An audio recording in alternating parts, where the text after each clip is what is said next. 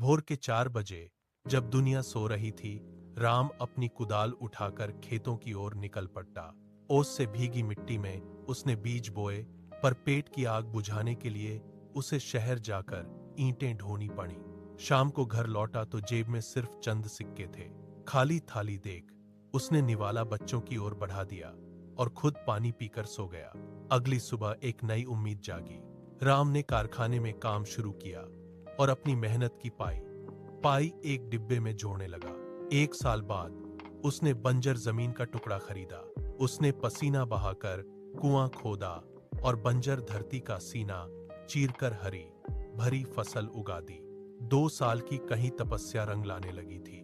बाजार में फसल बिकी तो राम के सपने सच हुए। कच्चा घर अब पक्की ईंटों का मकान बन चुका था।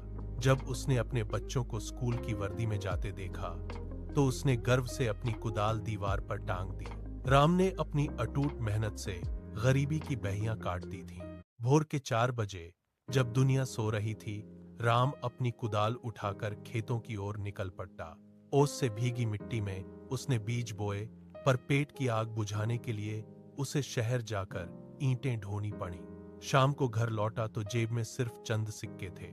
खाली थाली देख उसने निवाला बच्चों की ओर बढ़ा दिया और खुद पानी पीकर सो गया। अगली सुबह एक नई उम्मीद जागी।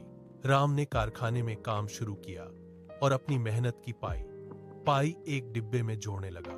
1 साल बाद उसने बंजर जमीन का टुकड़ा खरीदा। उसने पसीना बहाकर कुआं खोदा और बंजर धरती का सीना चीरकर हरी भरी फसल उगा दी। 2 साल की कहीं तपस्या रंग लाने लगी थी। बाजार में फसल बिकी तो राम के सपने सच हुए। कच्चा घर अब पक्की ईंटों का मकान बन चुका था। जब उसने अपने बच्चों को स्कूल की वर्दी में जाते देखा तो उसने गर्व से अपनी कुदाल दीवार पर टांग दी। राम ने अपनी अटूट मेहनत से गरीबी की बहियां काट दी थीं।